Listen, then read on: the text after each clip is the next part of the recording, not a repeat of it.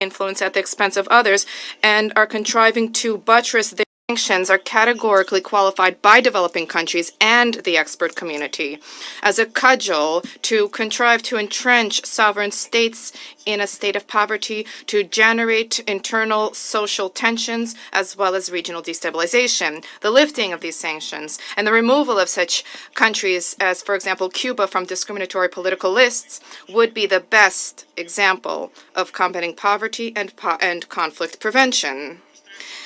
Issues related to external debt are also being exacerbated. Since 2011, the number of states with high debt levels rose from 22 to 59.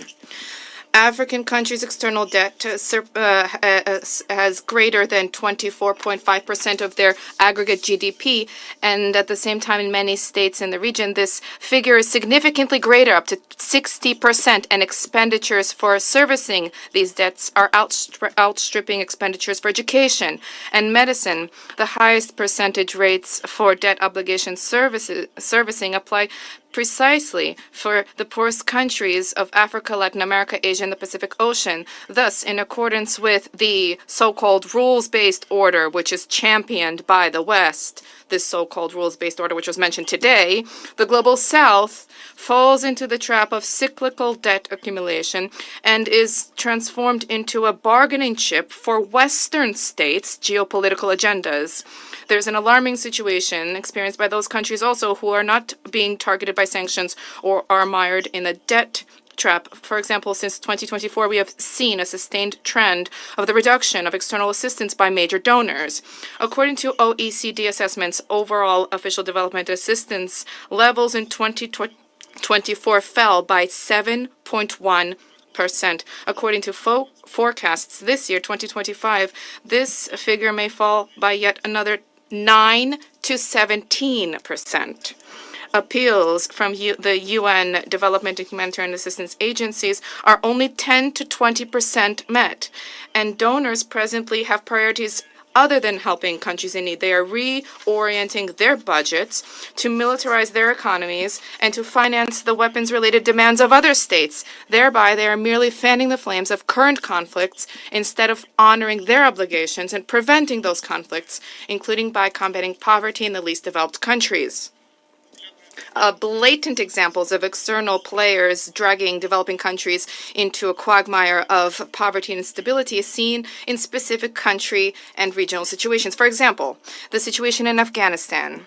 Afghanistan had for years been dependent on international assistance due to the NATO troops' presence over the span of 2 decades, and subsequently was financially depleted, targeted by unilateral sanctions, and on the brink of humanitarian economic collapse.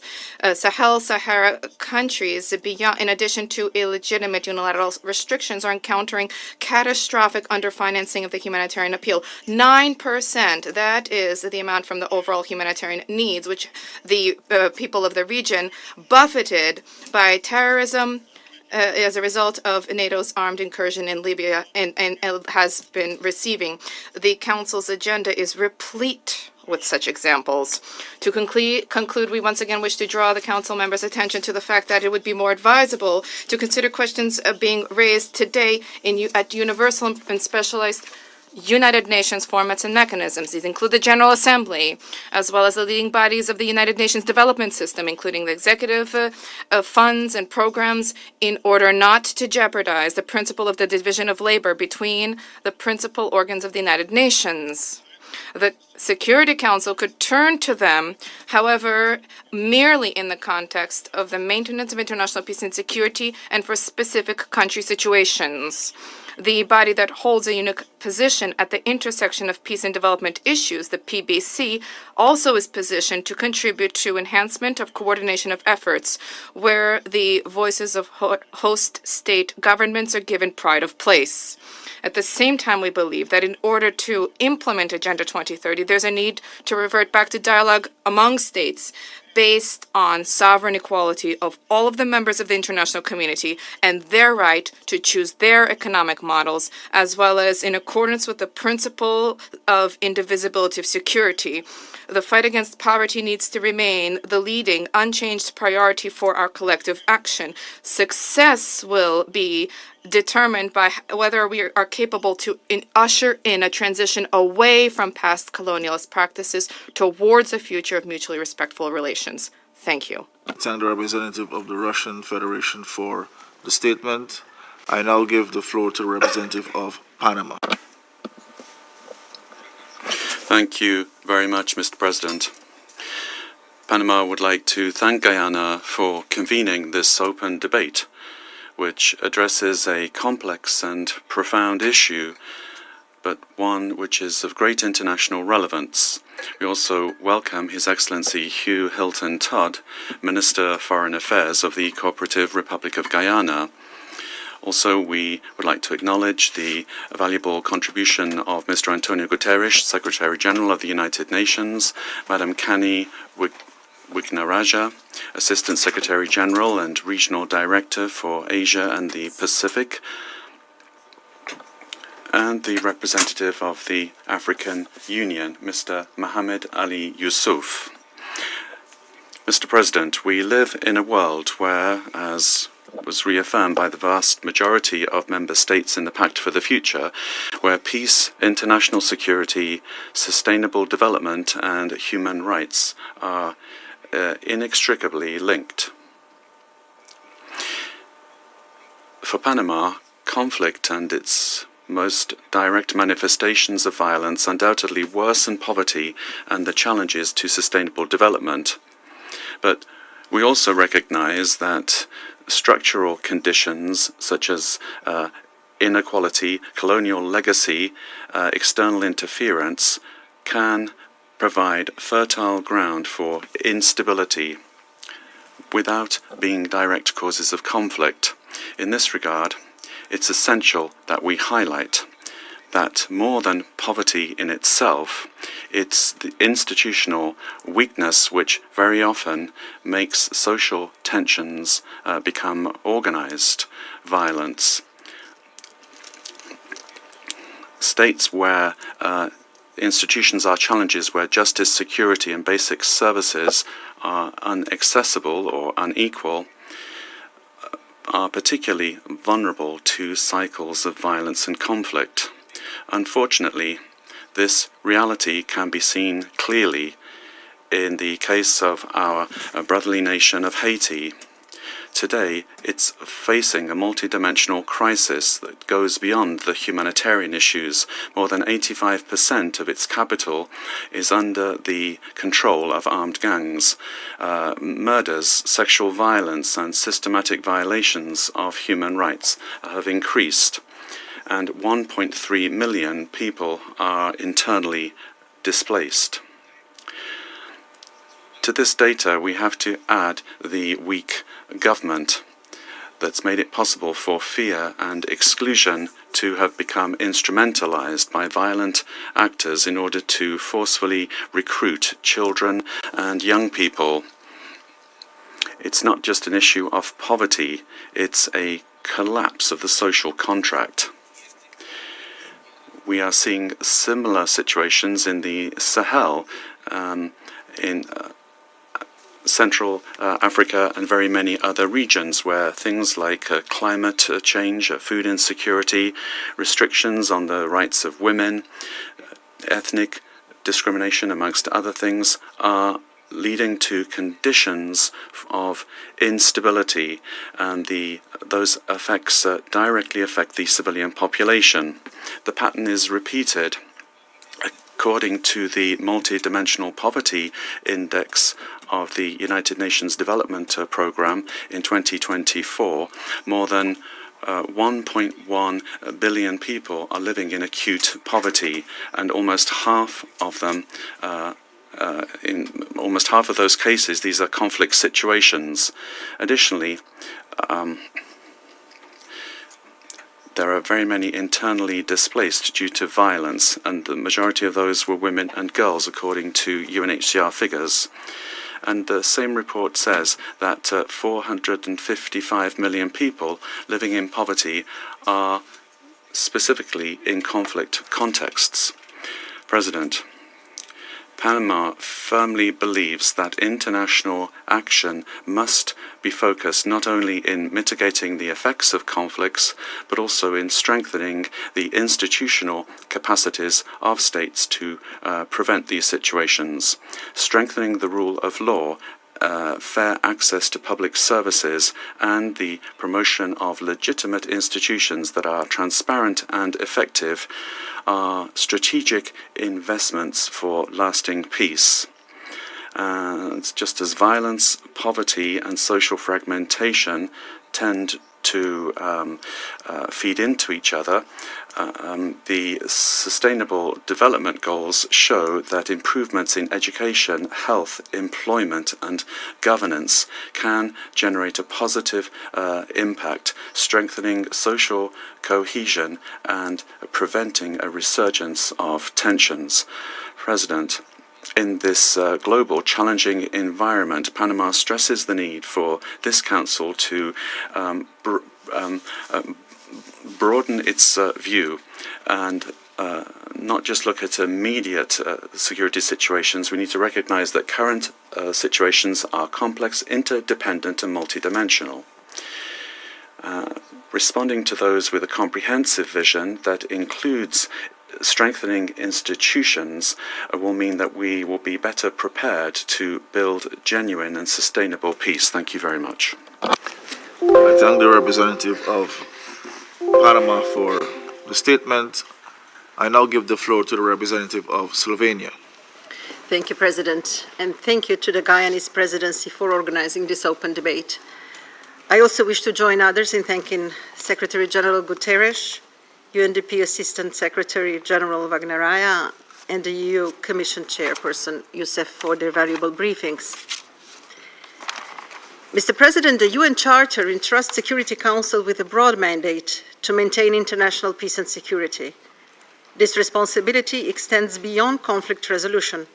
It also places upon this body a crucial role in early warning and conflict prevention. While other UN bodies, such as ECOSOC or the Peacebuilding Commission, might be better positioned to develop concrete solutions for complex and mutually reinforcing relationship between poverty, underdevelopment, and conflict, debates such as today's can enhance the Security Council's ability to better fulfill its primary responsibility. As we walk to this chamber, the UNDP's headquarters across the street reminds us daily, quote, "There is no peace without development, and there is no development without peace," unquote. Although conflict is by no means exclusive to developing countries, numerous studies confirm that the risk for conflict is significantly higher in contexts marked by poverty, inequalities, weak governance, the erosion of trust in public institutions, deep economic challenges, and climate stress, among other contributing factors. Road to violence often begins long before the first bullets are fired. Mr. President, today I'd like to offer 3 considerations for the Council. First, investments in development and resilience are investments in peace and security, and evidence proves they are cost-effective.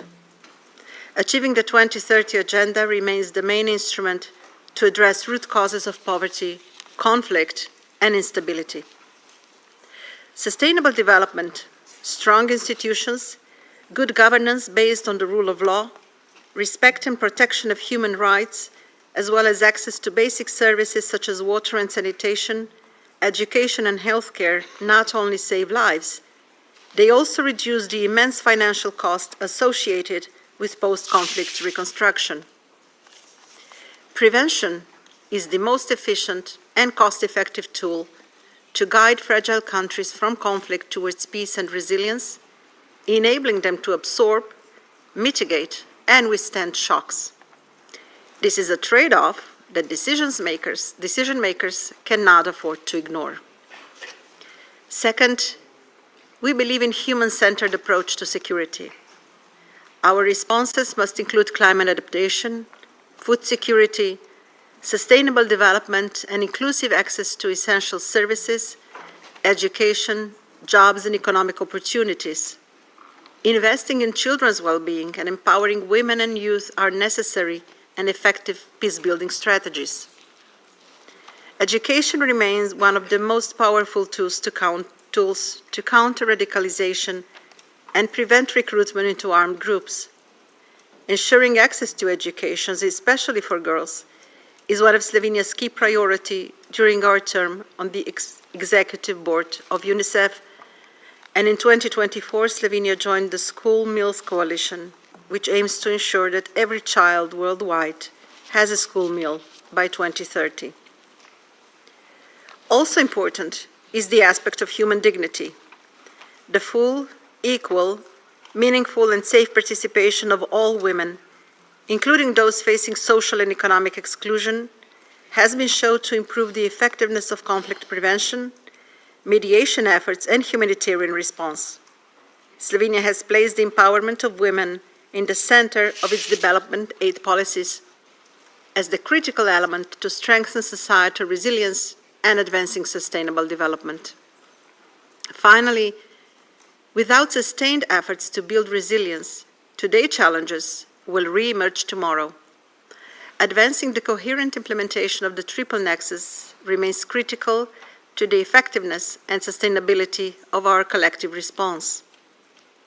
The triple nexus approach must be operationalized in practice through integrated investments in basic social services, local governance, and social cohesion, alongside peacekeeping and peace-building efforts. As the member of the Security Council, ECOSOC, and the Peace-Building Commission, Slovenia remains committed to building bridges between these three bodies so that they can better address complex and multi-phase challenges that we're facing today. I thank you. I thank the representative of Slovenia for the statement. I now give the floor to Ms. Maria Malmer Stenograd, Minister of Foreign Affairs of Sweden. Thank you, President. I'm honored to make this statement on behalf of the Nordic countries, Denmark, Finland, Iceland, Norway, and my own country, Sweden. Last week, the Uppsala Conflict Data Program established that the number of armed conflicts in the world has reached a historic high. There are now 61 active conflicts. We firmly maintain that respect for international law is essential for peace, security, and development. In this chamber, we are often reminded of the direct casualties of war. However, the secondary effects of conflict and how they negatively impact development are less talked about. Armed conflict undermines health systems, leading to increased mortality. War disrupts education systems, with effects on future incomes. Conflict destroys infrastructure, impedes access to clean water and food, and damages the environment. Conflict results in forced displacement. We also have the invisible war wounds, the traumas and long-term effects on mental health, which can persist for generations. Poverty and underdevelopment can also drive instability. A combination of weak governance and marginalized communities often increases the risk of violence. President, to break today's vicious spiral of escalating armed conflict on the one hand and growing poverty and underdevelopment on the other, I want to focus on one aspect, the importance of empowering women and girls. Promoting gender equality is key to achieving peace, security, and development. This is not just a statement taken out of thin air. Studies show that women are more likely than men to invest their earnings in their families and communities. Investing in women is one of the smartest things to do to break the poverty trap. That includes ensuring their sexual and reproductive health and rights. GDP per capita would be almost 20% higher on average across countries if gender employment gaps were closed. We also know that women's political participation leads to more long-term peace and stability. Research shows that peace agreements with women signatories have higher rates of implementation and last longer. Yet, women make up only 5% of the negotiators, 9% of the mediators, and 19% of the signatories. Given this and other evidence at hand, we conclude that it is unrealistic, even impossible, to expect peace, security, and development to happen unless we take gender equality more seriously. Therefore, we call on the Security Council to place women, peace, and security high on the agenda and encourage all member states to step up their efforts for gender equality. I thank you. I thank Her Excellency, Ms. Stenograd, for her statement. I now give the floor to His Excellency, Mr. Mario Lutbekin, Minister of Foreign Affairs of Uruguay. Thank you very much, Mr. President. Uruguay would like to thank the presidency of our friends from Guyana for the timely convening of this open debate. Uruguay reaffirms its commitment to multilateralism as an indispensable tool to comprehensively address the challenges of peace, security, and development. As we approach the 80th anniversary of the UN Charter, it's imperative to renew our collective commitment to promoting stable, resilient, and equitable environments. To do this, we must address the structural causes of conflict, such as poverty, inequality, and environmental degradation. We are convinced that the Security Council can play a key role in this discussion. There can't be lasting peace without sustainable development, and no development without peace. Managing risks and building resistance demands comprehensive approaches that connect security with development and human rights, alongside a robust, fairer and more equitable international financial architecture. We are convinced that investing in sustainable development is the path to eradicating poverty, generating economic opportunities, strengthening governance and the social contract, and reducing the drivers of violence. Links between poverty, underdevelopment, and conflict require coherent and coordinated action. In this context, I would like to highlight the following points. Firstly, data shows that in context of multidimensional poverty, where there are combined deficiencies in access to basic services, education, decent employment, and the full exercise of rights, the social fabric weakens and the conditions that fuel cycles of violence are amplified. Therefore, it is essential that the Security Council's early warning mechanisms integrate structural variables such as territorial inequality, gender gaps, or youth unemployment and institutional weakness in order to effectively anticipate tensions. Secondly, peace must translate into opportunities for those living with multiple deprivations, especially children, youth, and women in post-conflict settings. Decent work, education, and economic inclusion must be at the heart of prevention strategies, as well as be part of the comprehensive frameworks for peace missions and international cooperation. In this sense, we reiterate the importance of reforming the international financial architecture to ensure mechanisms for debt restructuring and relief, investment attraction, and developing financing. Thirdly, we believe that peace building and sustainable development must be anchored in context-sensitive diagnostics centered on communities, local ownership, understanding of social territorial dynamics, and the participation of youth and women are necessary conditions for the success of multilateral efforts aimed at conflict prevention and the building of resilience, in addition to strengthening the legitimacy of the processes and contributing to restoring the social fabric. And four, while the interdependence between security, development, and human rights is widely recognized, a gap persists between discourse and action, with a concerning trend towards prioritizing military responses over comprehensive and preventive approaches. The Security Council needs mandates to integrate sustainable development, territorial equity, and distributive justice. These are key dimensions for achieving lasting peace, including in the design and implementation of peacekeeping operations.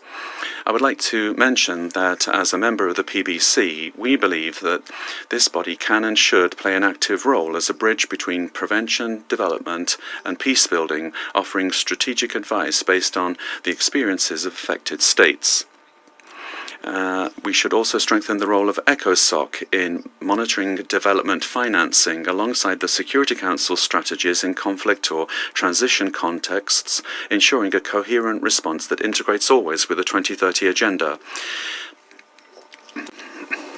We need to focus on the early stages of a conflict cycle for prevention, address structural causes of conflicts, many of which are socio-economic in nature, and rely on strong investments in quality public services and economic opportunities. These are fundamental elements to providing responses that reinforce cohesion and restore the social contract.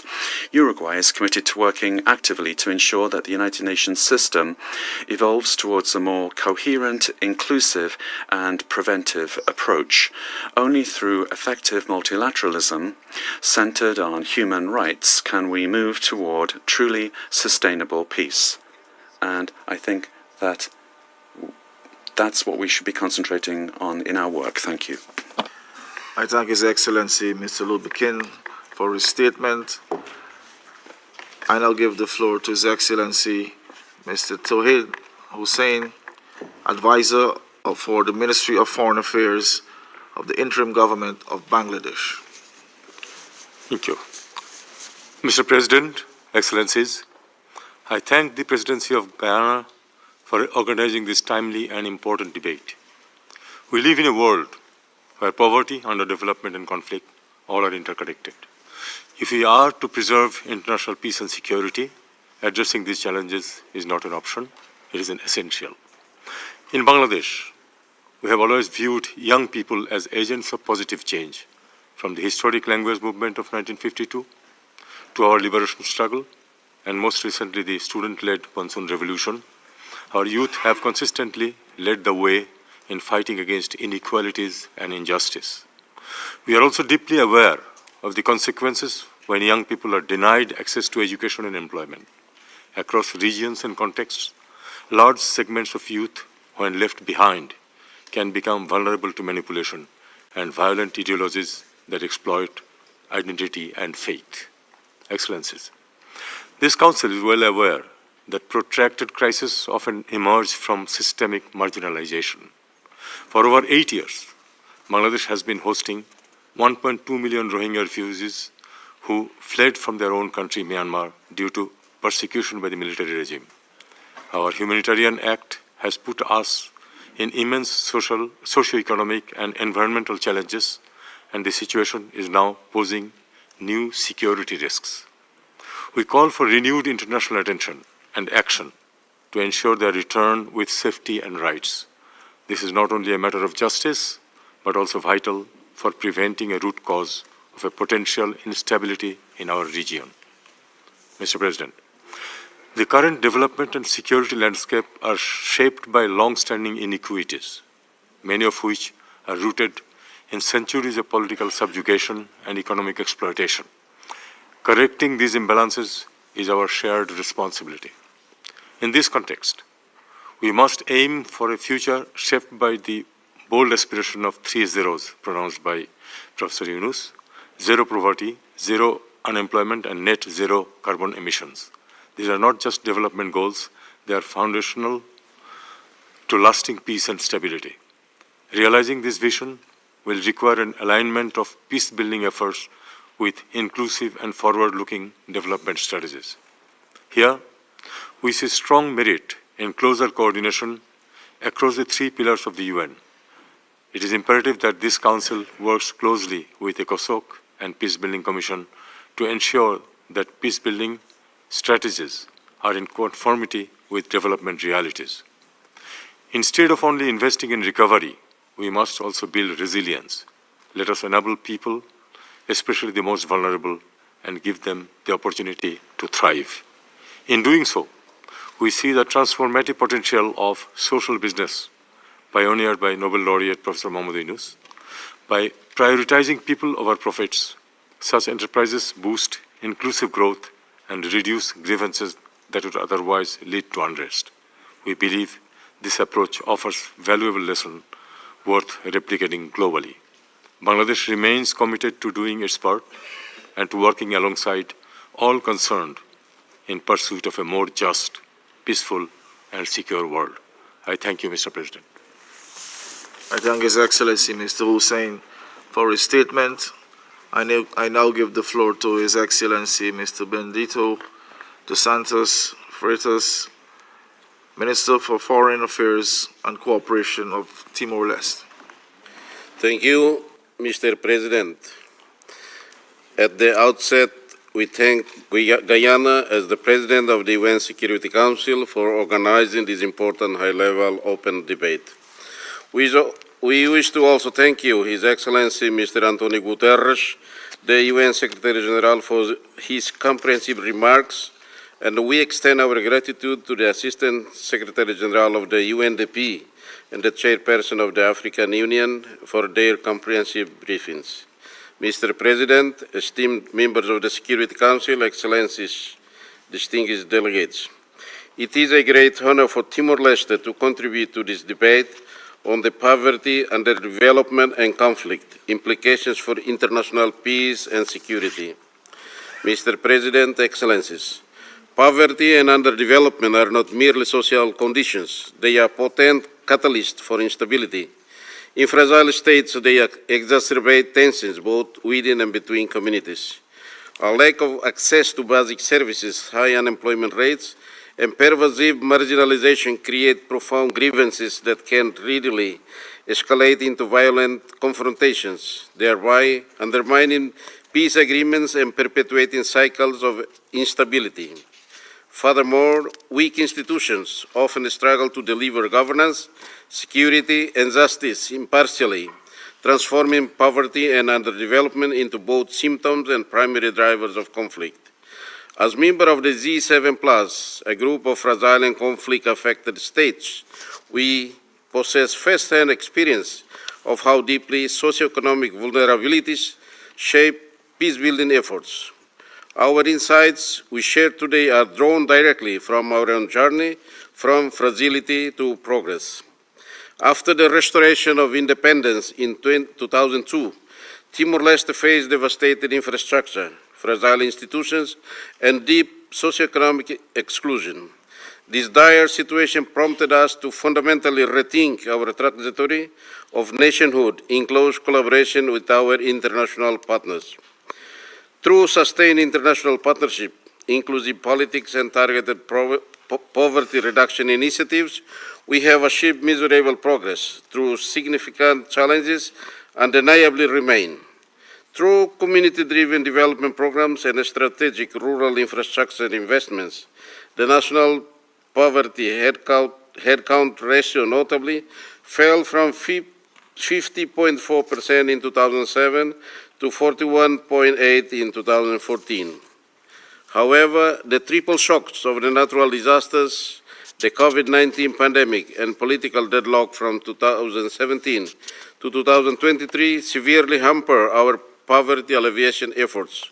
The current government is diligently working to reverse these setbacks. To diversify our economy, the government established the Petroleum Fund in 2002.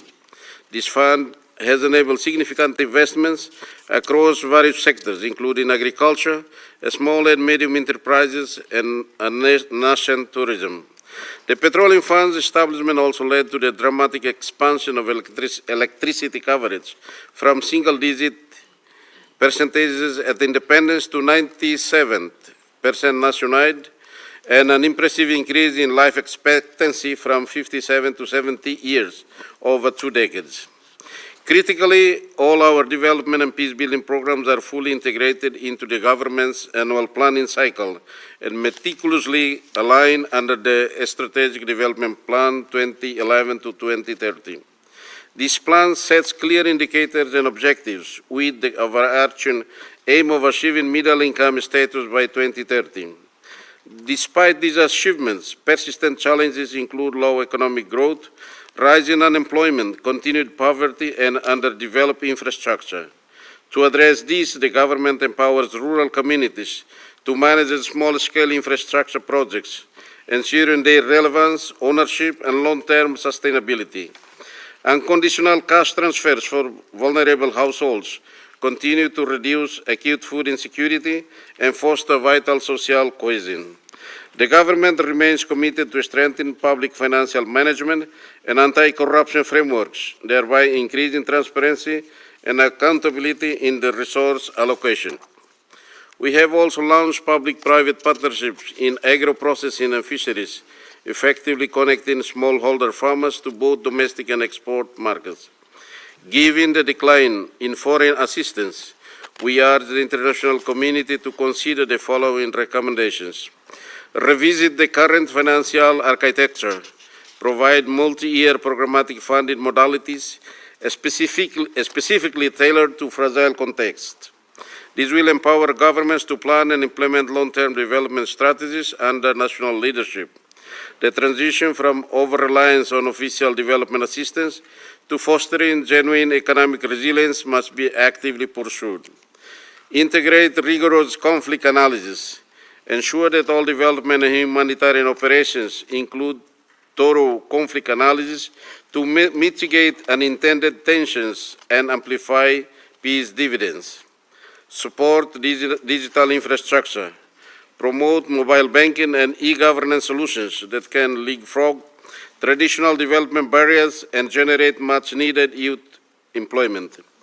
Leverage expertise and investment. Seek expertise and investment from emerging economies and responsible businesses to diversify economics, facilitate knowledge transfer, and create sustainable value chains.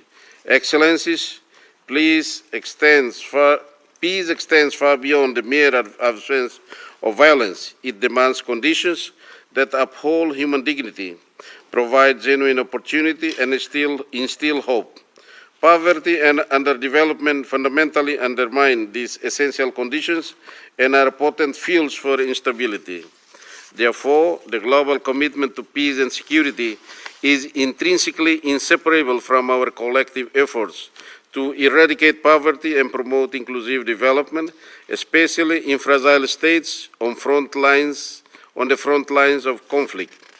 Timor Leste reaffirms its unwavering dedication to this unified agenda and urges all partners to intensify collaboration and share responsibility in building a more just, peaceful, and prosperous world. I thank you, Mr. President. I thank His Excellency, Mr. Dos Santos Freitas, for his statement. I now give the floor to Her Excellency, Ms. Serap Guler, Minister of State at the Federal Foreign Office of Germany. Thank you, Mr. President.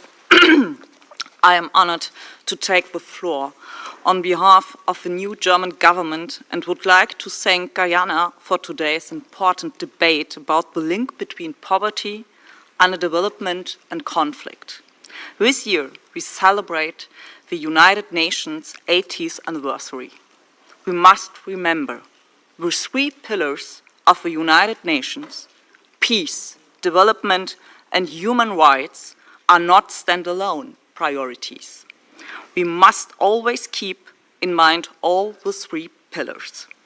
And we must work to ensure a coherent approach across the United Nations systems with the aim of a safer, more prosperous world. Mr. President, Germany has long focused on stabilization and peace building across the world. Our experience confirms what many have said during today's debate. The root causes of conflict must be addressed. We need to focus on strong institutions, inclusive governance, and dialogue. And most importantly, we must promote economic development. The Peace-Building Commission and the Peace-Building Fund are supporting countries in their nationally led efforts to build sustainable, lasting peace. Another great example of an inclusive approach is the Regional Stabilization Facility in the Lake Chad region, which Germany has supported for many years. Mr. President, as you have pointed out, addressing climate change must be a priority. Climate change undermines sustainable development. It makes communities vulnerable. It can lead to conflict. Germany has therefore set up a dedicated portfolio with climate-sensitive peace projects. The Security Council has recognized these links in several mission mandates.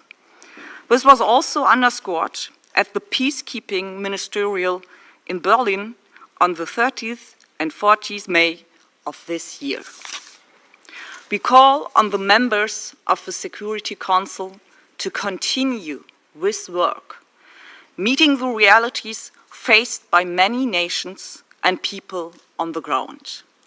At the same time, the entire United Nations systems must coordinate better to find solutions to the climate and development challenges. The UN Climate Security Mechanism is a perfect example of how to break down silos. Expertise must be combined across pillars. As long-time supporter and largest donor of this mechanism, Germany is proud to sponsor a network of climate and security advisors. And we are proud to co-lead the group of friends on climate and security here in New York, together with our partner, Nauru. Mr. President, in closing, let me underline that Germany's commitment to global peace and sustainable development remains as strong as ever. In times of uncertainty, Germany remains a reliable partner for the United Nations system and its member states. Our actions are guided by the belief that no one be left behind. I thank you. I thank Her Excellency Ms. Guler for her statement. I now give the floor to His Excellency Mr. Nguyen Minh Vu, First Vice Foreign Minister of Vietnam. Thank you, Mr. President. Mr. President, ministers and colleagues, I thank Guyana for organizing this important open debate. I also thank you and extend my delegation's appreciation to the Secretary General and others honorable briefers for the insight. I'd like to make 3 points. Firstly, I think that there's a common understanding around the table that there can be no lasting peace without sustainable development, and there's no sustainable development without lasting peace. And the Security Council is expected to not just realize, but to work more on this reality. Under the Security Council, primary responsibility is not to address poverty and underdevelopment. It played a pivotal role in shaping conditions for development through the maintenance of international peace and security. And in order to create good conditions for peace and security and development, we must give greater attention to the structural drivers of conflict: poverty, inequality, food insecurity, climate change, and the erosion of livelihood. These are not just development challenges, but also security challenges. And if not addressed properly, there can be triggers and even multipliers of conflict. And therefore, there's a need for a shift in mindset.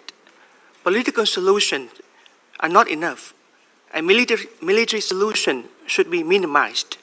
A more sustainable solution must be a people-centered approach that places development at the heart of any peace effort, particularly in the security and the conflict-fragile regions and countries. And secondly, I speak from Vietnam's own experiences, emerging from decades of war, and with development at the center of our post-war effort, and with the support and assistance of both bilateral and multilateral development donors, including UN agencies. We have moved on, and with pride, been among 25 countries, having halved the multidimensional poverty index since 2010.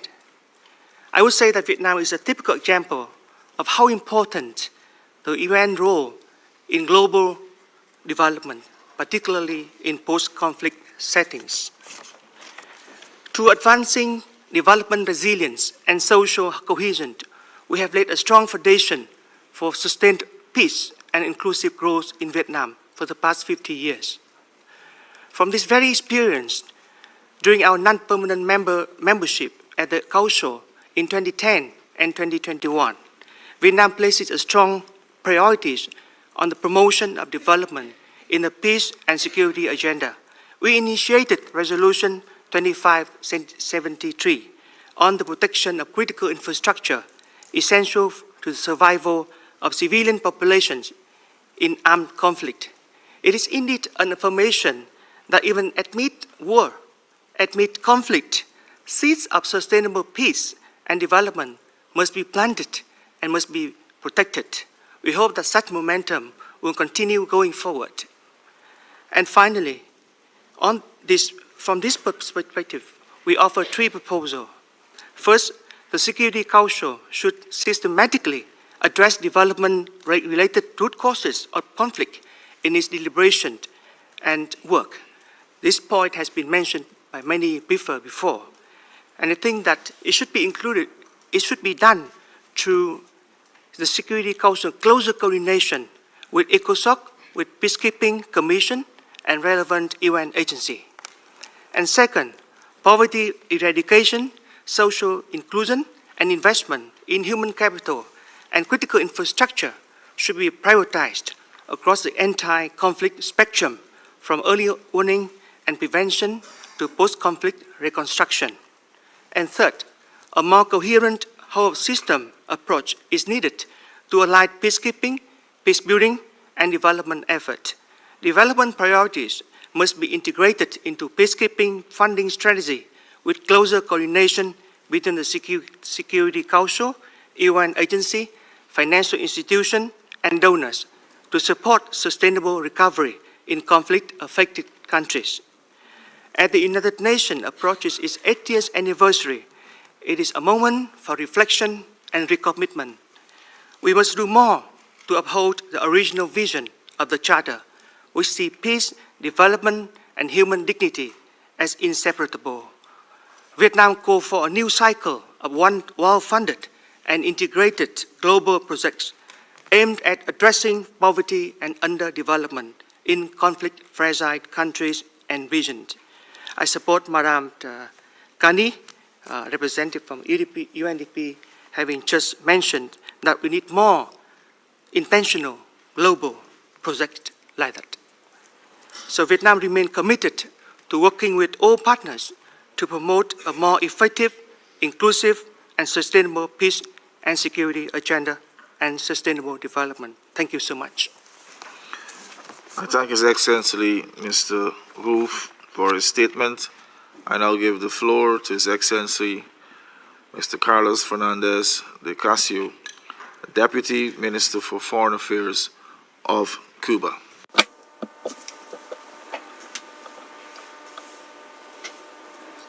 Mr. President, we thank Guyana for promoting this meeting under the leadership of your President. First and foremost, Cuba strongly condemns the Israeli genocide against the Palestinian people and the recent and unjustified attacks against the Islamic Republic of Iran. Both crimes are supported and granted impunity by the government of the United States. Both flagrantly violate the Charter of the United Nations, international law, and they represent a new and dangerous escalation of the conflict in the Middle East. At the Millennium Summit in 2000, the historic leader of the Cuban Revolution, Fidel Castro Ruz, stated, and I quote, "Anyone can understand that the fundamental goal of the United Nations in the challenging century that is beginning is to save the world not only from war, but also from underdevelopment, hunger, disease, poverty, and the destruction of the natural means that are essential for human existence. And it must do so urgently before it is too late." End of quotation. A quarter of a century later, and as we approach the 80th anniversary of the organization, we are a long way away from saving the planet.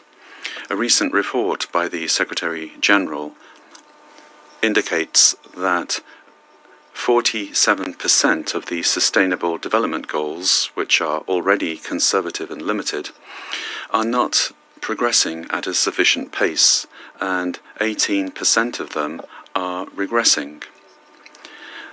So there is the risk that more than 2/3 of the 2030 agenda goals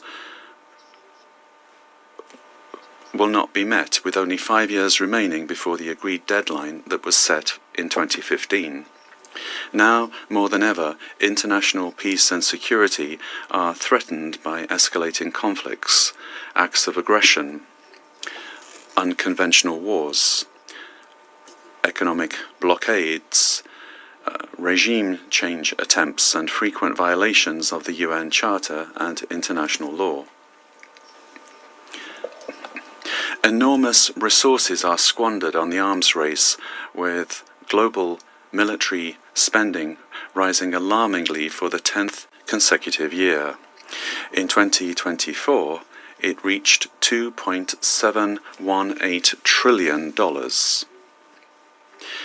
That's a 9.4% increase over 2023, driven by the war-focused policies and trajectory of the United States. Meanwhile, global poverty has not decreased, and hunger levels have drastically increased throughout the world. Conservative data indicates that in 2024, 670 million people were living in conditions of extreme poverty. More than 295 million people in 53 countries and territories experienced acute hunger, and the number of people facing catastrophic levels of hunger reached a historic high. It is urgent that we implement the Declaration on the Right to Development. The vast resources currently allocated to military spending must be directed towards reducing hunger and poverty in order to help bridge the 4 trillion annual investment gap that is needed to achieve the Sustainable Development Goals in developing countries. Underdevelopment and poverty, resulting from the unequal distribution of wealth, remain among the fundamental causes of the majority of conflicts. Lasting peace requires addressing and eradicating the root causes of conflicts, particularly the economic and social development problems stemming from centuries of colonization, slavery, plunder, and wars for the dividing up of the world. It is urgent to change the irrational and unsustainable model of production and consumption inherent in current capitalism. Developed countries must fulfill their historic responsibility to the global south and honor their commitments with regard to official development assistance. In this world where the philosophy of plunder prevails, it seems almost impossible to achieve the eradication of poverty and progress toward development. We cannot delay in building a new, just, democratic, and equitable international order, as well as urgently reform the international financial architecture. The General Assembly must lead these efforts and states must strengthen international solidarity and cooperation in order to eradicate poverty and move toward development. In the face of the dangers threatening humanity today, we will never abandon the aspiration of leaving future generations a world of peace, where the sovereignty of states is respected, where there is no interference in their internal affairs, and where the full exercise of people's right to self-determination is guaranteed, so essential for sustainable development. Thank you very much. I thank His Excellency Mr. Fernandez de Casio for his statement. I now wish to remind all speakers to limit their statements to no more than 4 minutes in order to enable the Council to carry out its work expeditiously. The flashing light on the microphone will prompt speakers to bring their remarks to a close after 4 minutes. I now give the floor to the representative of Indonesia. Thank you, Mr. President. I would like to thank Guyana for convening this meeting and the briefers for their valuable insights. As we mark the 80th anniversary of the UN this year, we need to reflect upon ourselves. Have we succeeded in saving our generation from the scourge of war and providing them with the better standards of life? The stark reality today may prove otherwise. From violence against the Palestinians in Gaza, the rising tension in the Middle East, to decades of conflict and instability in parts of Africa. Indeed, ongoing conflicts across the world deepen poverty and inequality, becoming breeding grounds for grievance, instability, and violence. With nearly half of the 1.1 billion people living in acute poverty are in countries experiencing war or fragility. Thus, peace and prosperity must be pursued in tandem. In this precarious time, the Security Council should prove that it can serve as a catalyst for peace, which in turn can bring prosperity to all humankind. On this note, I would like to share several points. First, investing in sustaining peace. In this regard, enhancing synergy between the Security Council and the work of the wider UN system is crucial. Greater alignment between the Security Council and the PBC, as well as the PBF, must be pursued to mobilize political and financial support. Closer cooperation with development actors must also be forged, ensuring that resources are available to deliver mandates on peace building and sustaining peace effectively. Second, supporting nationally owned peace building strategies. Inclusive participation and tailored responses are key in this effort to strengthen institutional capacities in addressing root causes, improving living conditions, and avoiding relapse. Our peacekeepers have witnessed firsthand the impact of these approaches on peace efforts. By supporting community empowerment, including through civil-military coordination, to build resilience of the populations, such as trainings to enhance skills and create economic opportunities, providing medical assistance and supporting infrastructure maintenance. Third, promoting the role of regional organization in conflict prevention and resolution. Tapping the experience of regional organizations by regularly inviting them to the Council's meeting will be instrumental, in particular when crafting responses to complex and protracted conflicts and addressing their root causes. ASEAN, for instance, is a testament to collective effort in shifting potential conflict into development cooperation and promoting preventive diplomacy approaches in the region. Mr. President, Indonesia reaffirms its conviction that there can be no peace without development, and sustainable development remains out of reach without peace. Strengthening the whole of multilateral system is key to comprehensively address the root causes of conflicts, including poverty and underdevelopment. Rest assured of Indonesia's commitment towards this end. Thank you, Mr. President. I thank the representative of Indonesia for the statement. I now give the floor to the representative of Kazakhstan. Mr. President, distinguished members of the Council, at the outset I would like to commend the delegation of Guyana for convening this timely and important debate. We convey our appreciation to Secretary General Antonio Guterres, Assistant Secretary General of UNDP, Kani Ignoraya, and Chairperson of the African Union Commission for their thorough briefings.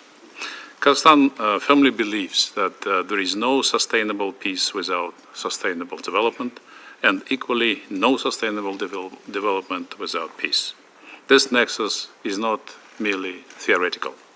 It is reality for millions around the world. Many conflicts are directly linked to insufficient development, rooted in extreme poverty, unequal distribution of resources, lack of employment opportunities, and inadequate infrastructure.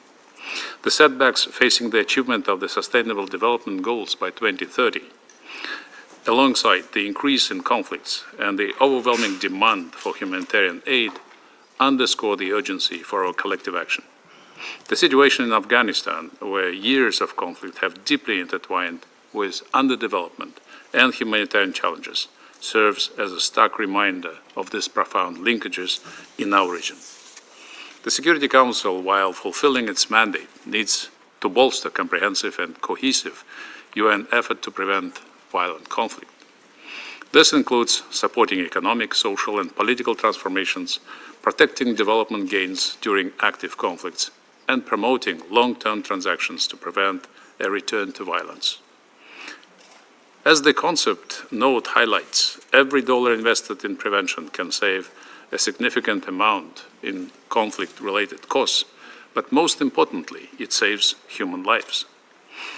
This clearly demonstrates that tackling poverty and underdevelopment is indeed a powerful tool for conflict prevention.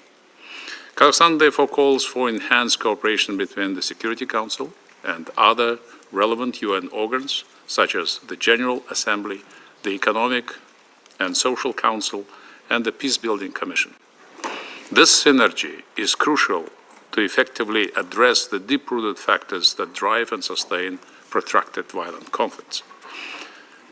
As a practical step, we suggest that ECOSOC members should be included in the Security Council's field missions to subsequently work on socio-economic issues in the respective countries.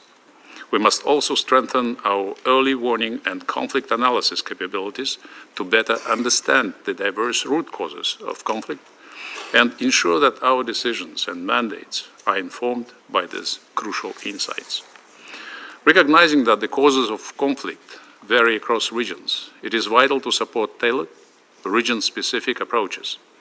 In this context, the establishment of the UN Regional Center for Sustainable Development Goals for Central Asia and Afghanistan in Almaty City stands as a testament to the commitment of Central Asian nations to advancing peace and stability through sustainable development and joint action.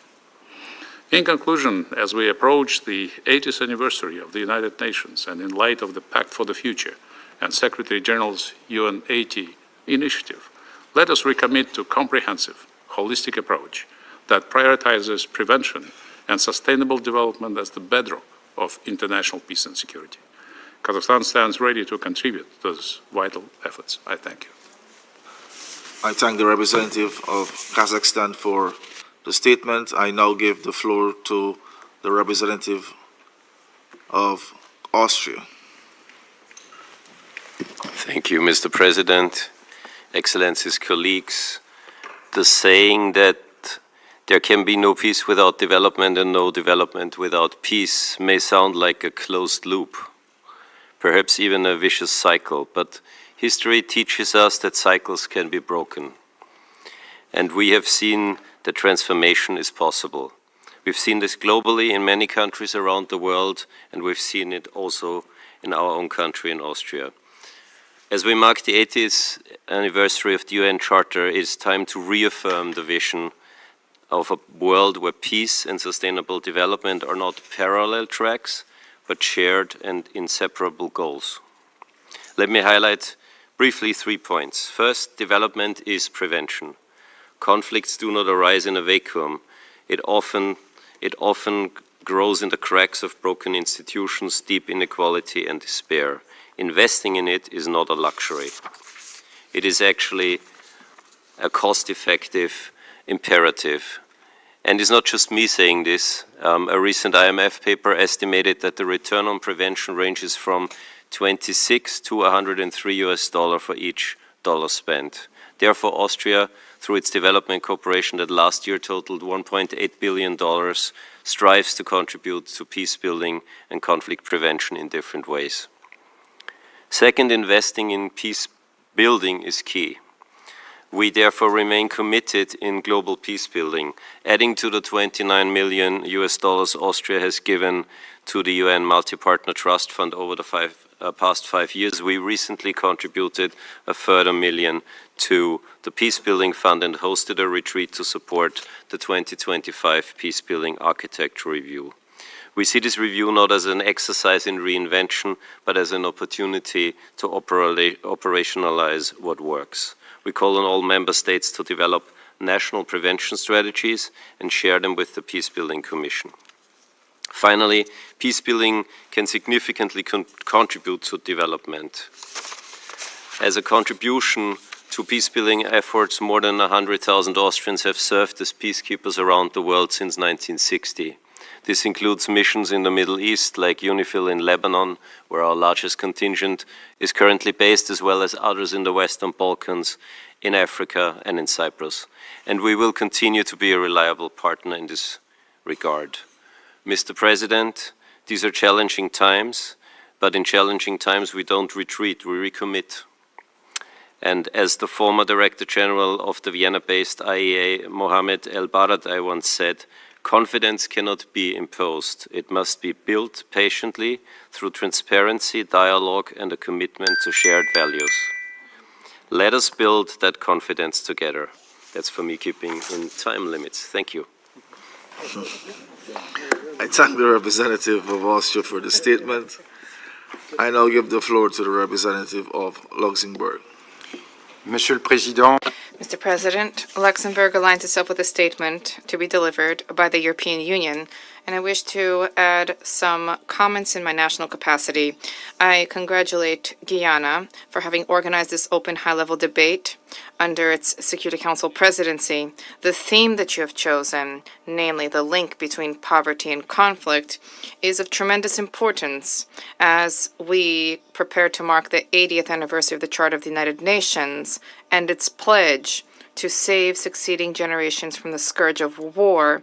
We have 5 years left to achieve the Sustainable Development Goals under Agenda 2030.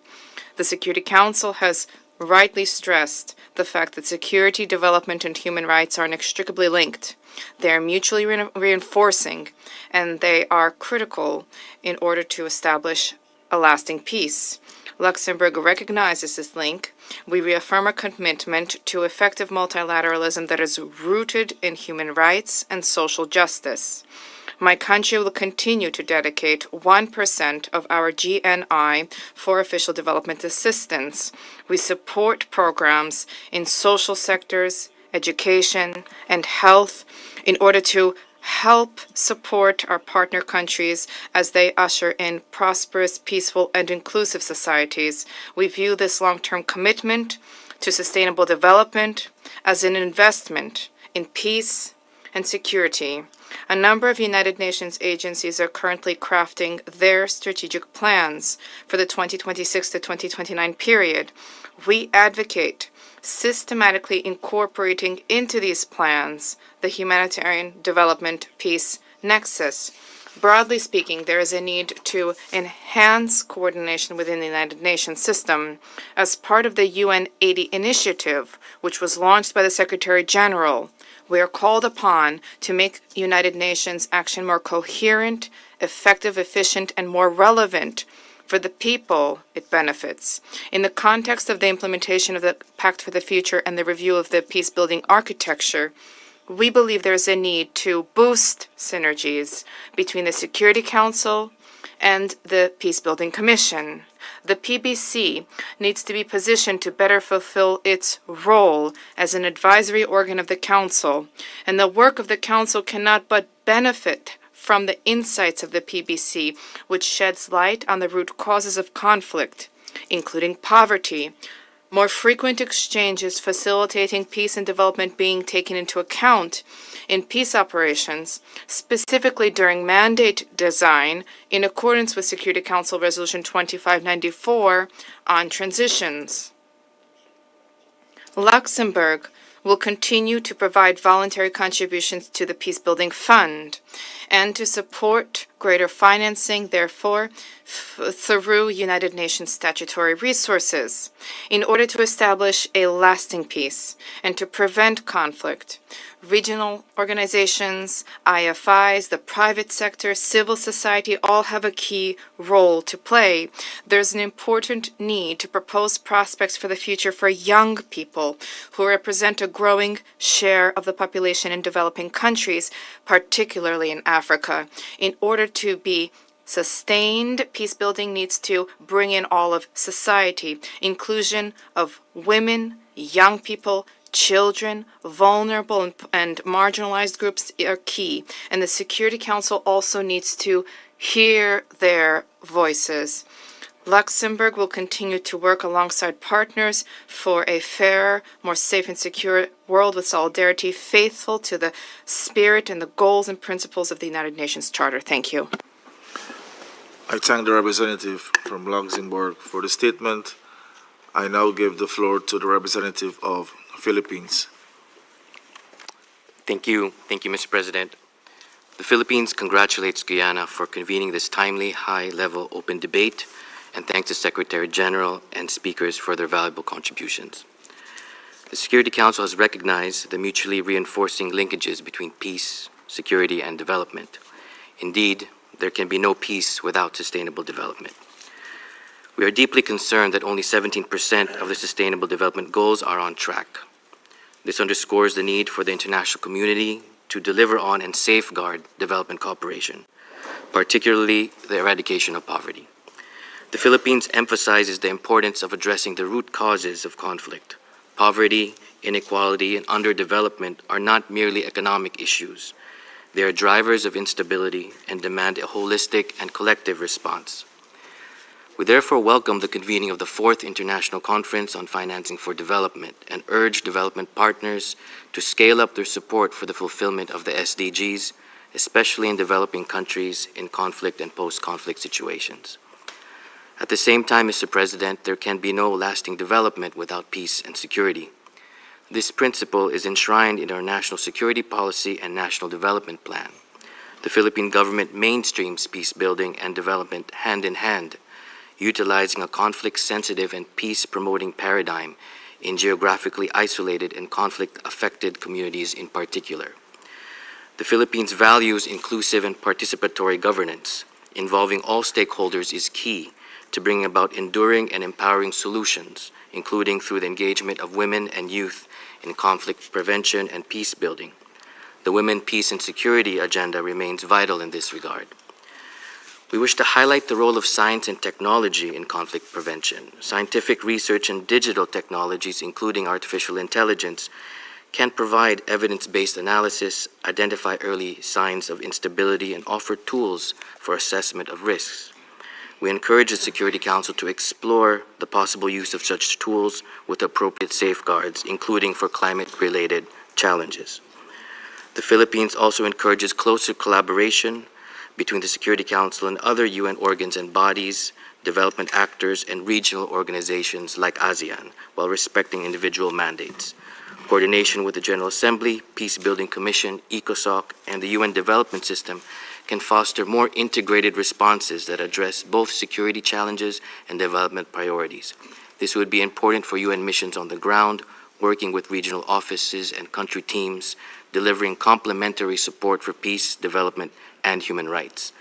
This is crucial for the UN as we commemorate its 80th anniversary. In conclusion, Mr. President, the Philippines reaffirms its commitment to the 2030 Agenda and supports the work of the Security Council to maintain inclusive, sustainable, and resilient international peace and security anchored on the UN Charter and the rule of international law. Thank you. I thank the representative of the Philippines for the statement. There are still a number of speakers remaining on my list for this meeting. I intend, with your concurrence of the members, with the concurrence of the members of the Council, to suspend the meeting until 3 p.m. The meeting is suspended.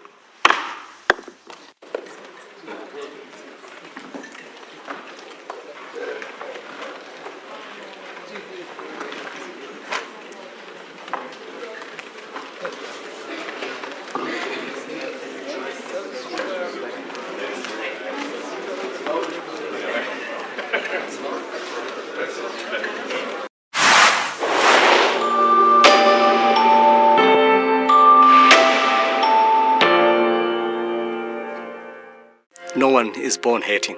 We're all born as human beings, free from prejudice. And as we grow up, we learn things, we acquire things, we pick up things from our environment, we read things. Words sometimes prompt people to later take violent action. And so it's important to shut down hateful speech so that it doesn't then encourage people to move toward actions that are even more dangerous and deadly. I think that hate is so pervasive. It keeps people from finishing school, it keeps people from being productive citizens, it keeps people from living their authentic selves and contributing to the world in the way that they can. So the psychological effects can be really profound and impact on an individual's levels of functioning. So it is important that this is something that we all stand up against, this particular issue, and we all know that we have a role and responsibility to create a safe working environment, but also a safe home environment. Everyone is vulnerable to hate speech, and we're going to see some form of discrimination at any age. If you're a victim of hate speech, if you're a victim of bias and discrimination,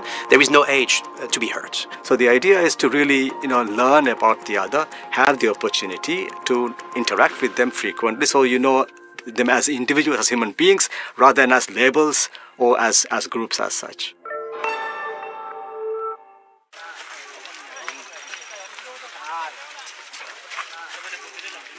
Nepal is very vulnerable to climate change.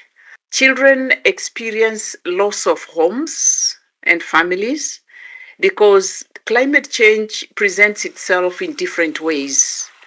It comes in form of floods, it comes in form of landslides, it comes in form of lightning and strikes, and even wildfires when it's very hot. Then children experience loss of homes. They experience loss of education because of schools being washed away and being flooded. They experience loss of loved ones, including parents, including their own property or belongings like memories, school books, their clothing. They experience hunger because of floods which wash away crops.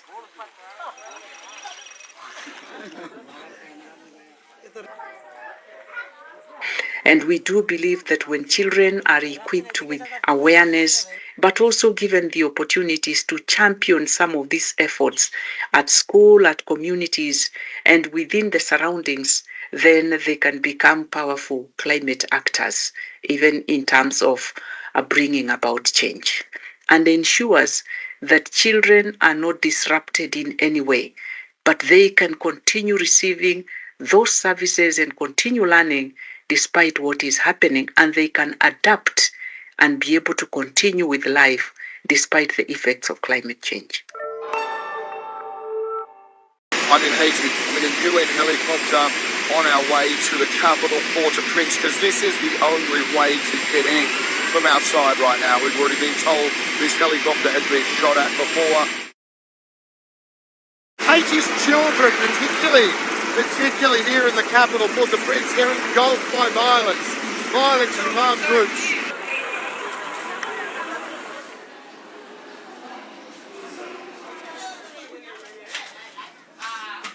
A couple of things you've got to understand in Port-au-Prince, 85% of this capital city is controlled by armed groups, 85%. So child recruitment into armed groups is rampant. children get recruited. It's out of desperation. It's out of manipulation.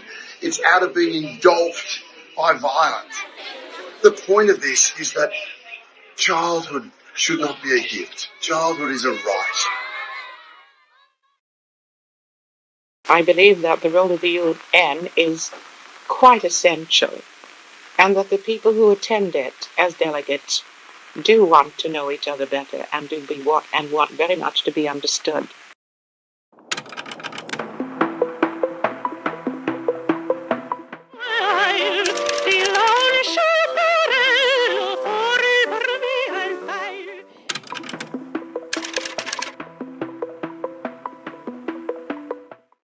Mr. President,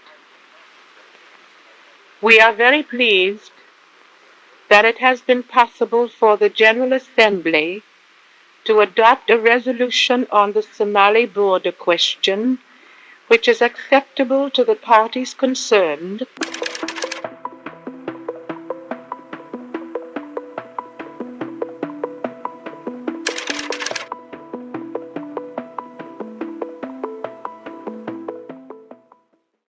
Getting to know people better has been something that has occupied you for some time, even before you became a UN delegate.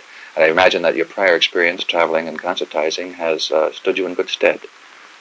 Well, there's no doubt about that. We've had the opportunity of meeting people in other parts of the world and knowing for a short time a little bit more about them and their countries and some of their aspirations and so forth and so on. And it has helped in no little way, I must say.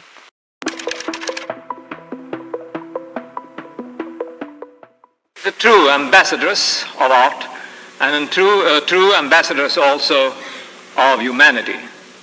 I introduce to you with her accompanist France group, Miss Marian Anderson.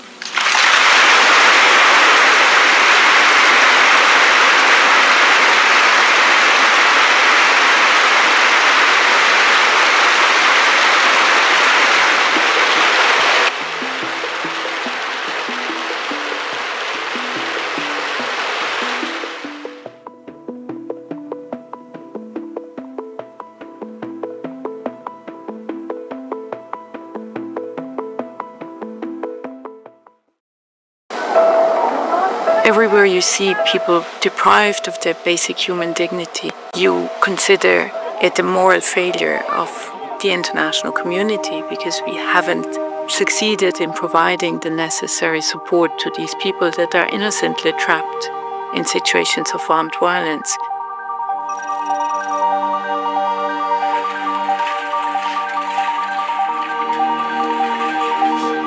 It's our core responsibility to do our best to reach these people, but we also need the agreement and the active support of the warring parties to allow us to access these trapped civilians wherever they are. The ICRC has been present in the region for many, many decades, including in Gaza. We have held these dialogues both with the authorities of Israel and with Hamas for many, many years.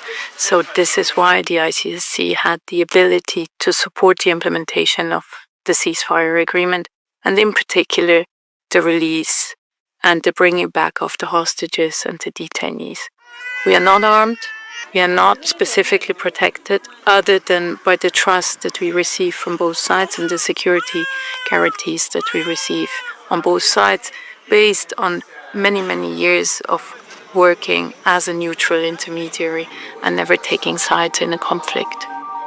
We address violations of international humanitarian law regularly and very firmly, and especially when they occur. But we do it directly with the party concerned, and we do it confidentially. We don't disclose this information in public, and this has for many, many decades allowed the ICRC both to uphold the dialogue with over 200 armed groups, but also with all the governments in the world. People are really running out of food, clean water, medical supplies.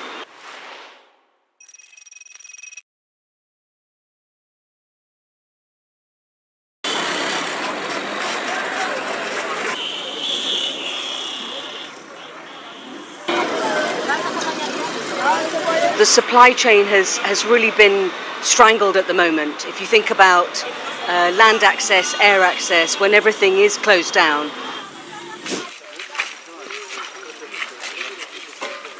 We are in Rugerero, which is the new site where the government of Rwanda has hosted the people that have crossed the border from Goma following the conflict that has really continued recently.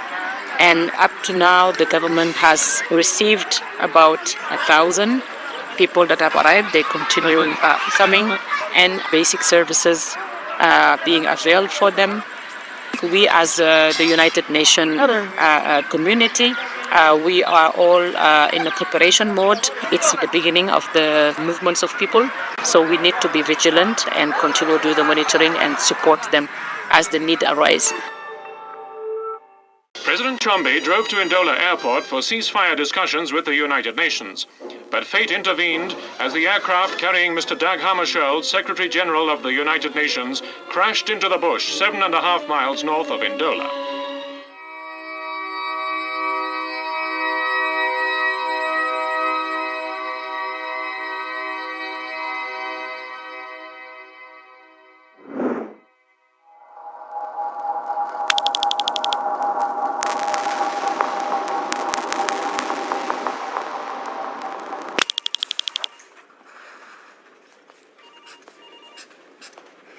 At this juncture, the eminent person assesses it to remain plausible that an external attack or threat was a cause of the crash.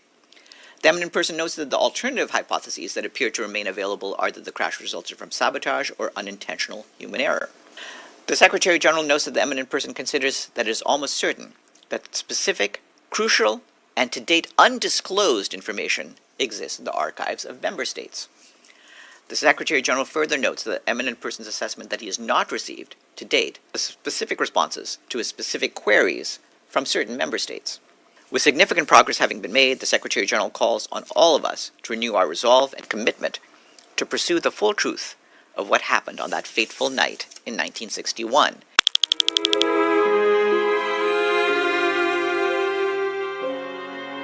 This great organization grew out of the pain and turmoil of the last war. It welded together in what should be a continued cooperation for world peace, all those who had fought against oppression.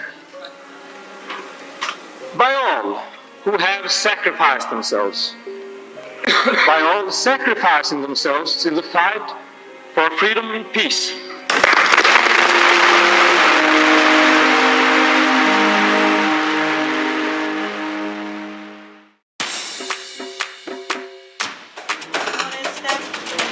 Big event is obviously the Secretary General speaking. The key is to have the journalists as well briefed as possible.